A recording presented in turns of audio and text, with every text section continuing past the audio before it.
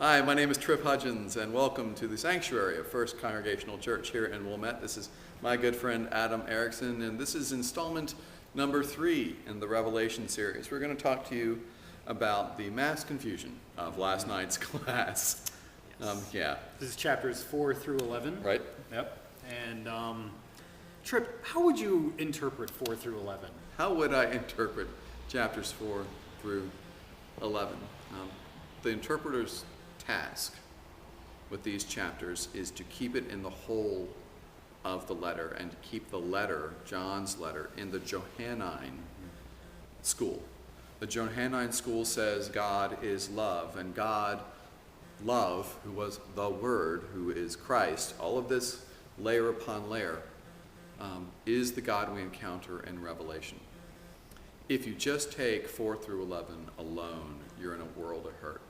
It's a very difficult passage, and we're going to find in tomorrow's class it only gets more challenging. It gets worse before it gets better. It does get worse before it gets better. But where I see John laying down the fundamental principle of God that he's trying to give us is in chapter 5, verses 5 through 6. Right.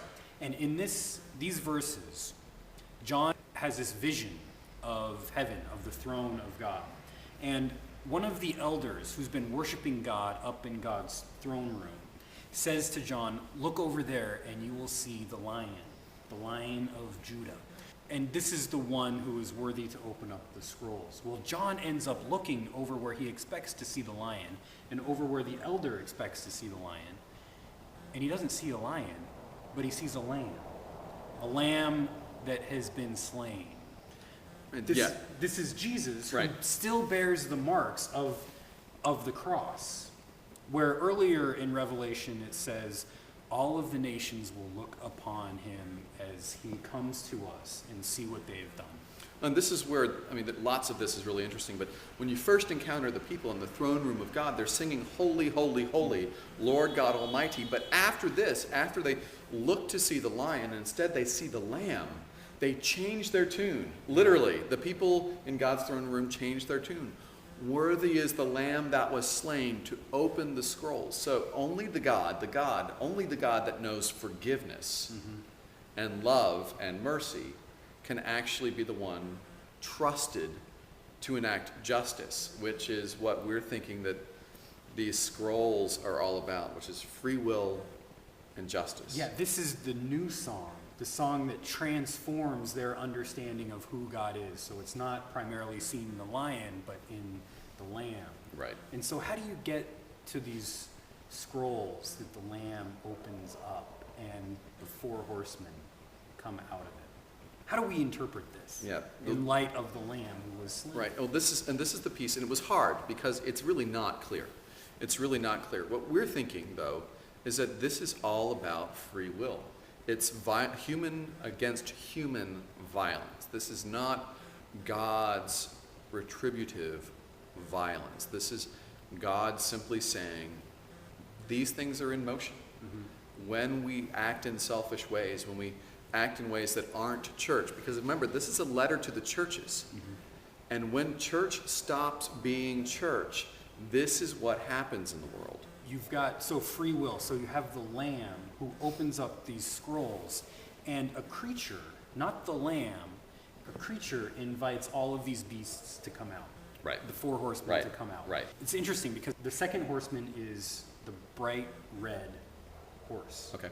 And the bright red horse causes all of these humans to get out, to go where you were getting at, all of us to be violent with one another. And it actually says to slaughter one another. You can't miss the imagery here. The lamb who was slaughtered and the red horse that causes us to slaughter one another. This is the connection that it's trying to make here. And the black horse we talked about. With the scales. This is justice.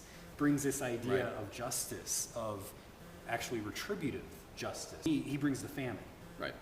So it's just for me to keep all of this food to myself because I've earned it. I'm the rich, powerful Rome. I've earned all of this food for myself, and I'm not going to share it with you because that's not just. Right.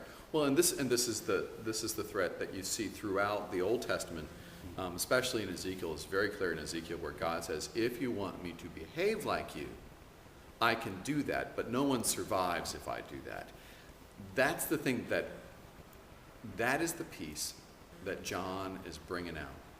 This is what happens when God's created act on their own. We get all sorts of craziness. And what we're going to see, and this is the part where it gets really hard, and for a peacenik like me, it's really hard reading, because John's vision is the God that says, fine, I will behave in the way you want me to behave. And that's the important piece, I think, to remember as we, in 4 through 11, and as we're going to read further for this coming Wednesday, is this is the fulfillment of human desire, for God to act violently. And this is what it looks like if God does. And that's the piece to remember, is that this is the fulfillment of human desire and not godly desire. And the lamb that was slain, as we'll see by the end of the book, will turn that on its ear and say, human desire is not where you want to go. You want godly desire, because human desire always leads you into a world of hurt. And in the next class, we'll see that what the Lamb is trying to do is to get us to follow in the footsteps of the Lamb, to transform the human desire from this revenge and this violence into a desire to take up all of this violence upon ourselves and respond with forgiveness, as Jesus does on the cross. We hope you'll join us tomorrow night. And as you're reading this passage, if you do read 11 through 18, which is what we have assigned, if you read 11 through 18, keep the rest of the book in mind. Keep the rest of the Johannine tradition in mind as you read it. It doesn't make it easier, but it does give it context. And to remember this concept of free will, and see if you find it in there, because sometimes it's rough going. So thanks a lot. We will see you Thursday. Take care. So Tripp and I are in the sanctuary. There's Tripp, my man, of First Congregational Church of Wilmette. And I wanted to show you some stained glass that we have here. This first one is one of the 4 creatures. It's the ox, one of the 4 creatures of Revelation. It's the ox. This is the one that has, the creature that has a human face. And this is the lion. There's the lion. You can kind of see it. And here is the eagle, the 4 creatures. And there's the candle, the light of the world. So that's the sanctuary and Revelation in a nutshell.